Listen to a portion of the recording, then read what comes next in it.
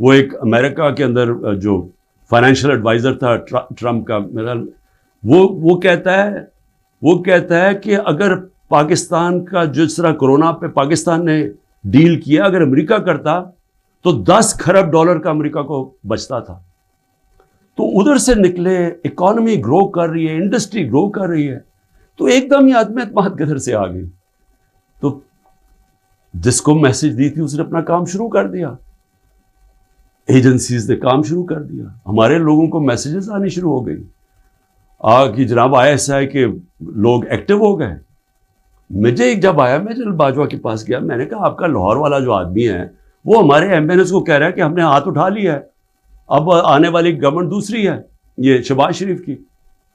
میں جنرل باجوہ کو وہ اچھا اس نے کہا ہے، میں ابھی اسے فارغ کرتا ہوں. تو یہ ڈرامے ہمارے سے ہوتے رہے، پیچھے سے پورا پلان بنا ہوا تھا.